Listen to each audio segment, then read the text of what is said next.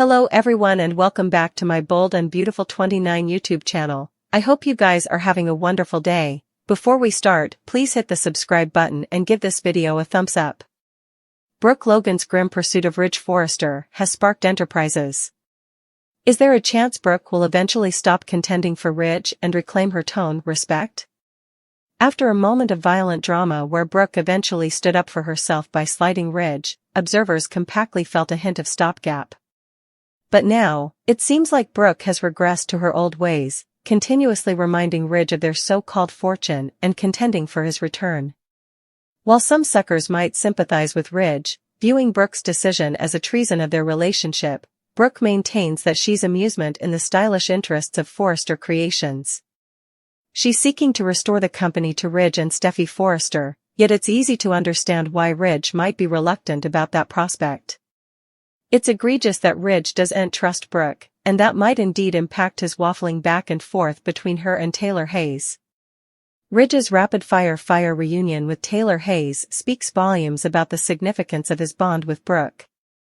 It appears that Ridge had one bottom forcefully planted in his history with Taylor, as his transition down from Brooke was remarkably nippy. Still, it might raise eyebrows, but we all know it's a familiar pattern, if this were a fresh circumstance.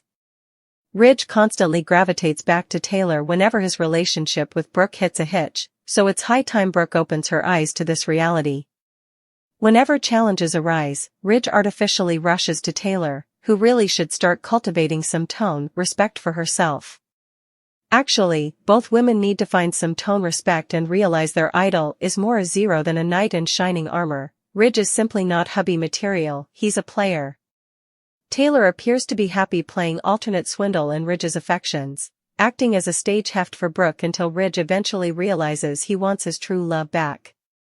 This ongoing love triangle is starting to feel like a no-way ending cycle, and maybe it's time for B&B to let Ridge, Taylor, and Brooke step off this grim carousel. We particularly wish Brooke would stop contending for Ridge to come back and rather prioritize her own tone respect by moving forward with her life. Sorely, as long as the show clings to the idea of Ridge and Brooke as the ultimate couple, that seems doubtful. Brooke Logan and Daphne Rose issue a plea to Carter Walton. Daphne will also advise Carter about Hope Logan. At Forrester Creations, it's the day of the jewelry line launch. Carter and Hope bandy how this is the first of the new Forrester Creations. Brooke is in the office, too, hearkening from across the room. Carter gives a weak smile. Hope would have allowed. Carter would be more agitated. Hope promises Ivy Forrester and Electra Forrester's jewelry line will be a huge success. This is passing because of Carter, Hope says. Hope tells Carter that it's okay to be proud and enjoy this moment. The director looks at prints of Eric Forrester and Stephanie Forrester, also ganders at Brooke. Eric is intolerant about Forrester Creations. Taylor Hayes says Brooke claims Carter is questioning his opinions. In the P. Croker's opinion, that means the old Carter can still be drawn out. Ridge Forrester paces while allowing about his stylish friend's treason. Taylor thinks that soon, Steffi Forrester Finnegan will pull off a phenomenon, and they will have the company back again. Eric wants to know further about Steffi's plan. Ridge says Steffi wants to appeal to Carter's heart. Eric says good luck with that sarcastically. Steffi tells Daphne that they need to get relief of Hope. The war to luring Carter is now a plan to get him to reverse the LLC. Daphne doesn't want temptation to be fully ruled out. Daphne is induced she can move Carter about Hope's bane. Daphne reminds Steffi that Carter isn't lost ever, he can still be reached. Steffi is taken suddenly by how important Daphne truly is into Carter. It's Daphne's particular charge to save Carter from Hope. Daphne leaves, and many moments laterally, Hope enters. Hope can smell that Daphne was in the office. The two agree that Daphne is intoxicating. When Brooke enters, Hope and Steffi start bickering. Hope tells Steffi to just accept that their new business strategy is a success. Steffi reasons that this could be the company's downfall. Brooke can't handle it and exits. Steffi remarks how indeed Hope's own mama knows her jest is wrong. Hope thinks Steffi is ridiculous. Hope is positive that Brooke's heart is clear. Daphne enters the CEO office. Carter incontinently notices Daphne's racy new scent. Charlie Weber stumbles in and makes a joke about Carter not passing the security concurrence. Indeed, Charlie knows of the nose. Charlie gushes about his lady friend in Genoa City, Esther Valentine. Charlie leaves Daphne and Carter alone. Daphne asks if he can really celebrate his success, considering how he got it. The nose says he's not being true to himself. Carter is told that he wants love and what Hope gives him feels kindly. Like that, and now he's addicted. Daphne and Carter suddenly notice Brooke standing at the door. Daphne walks out and Brooke approaches Carter. Brooke thinks Carter should hear to Daphne the preemption was wrong. Carter admits he misses Ridge and so does Brooke. Taylor Hayes may have 6 words for Ridge Forrester after he flip-flops back to Brooke Logan in the end. The jotting is formally on the wall now that Taylor is talking about trusting Ridge and planning their endless future. Does anyone really believe Ridge is able of staying with one woman indefinitely? The only thing endless for Ridge is the fact that he's a ever-wise lemon. Ridge's waffling ways will no doubt come back to suck Taylor down the road and make her remorse this reunion. It's just a matter of time until Taylor's drowning in her own gashes and wishing she'd defied getting back together.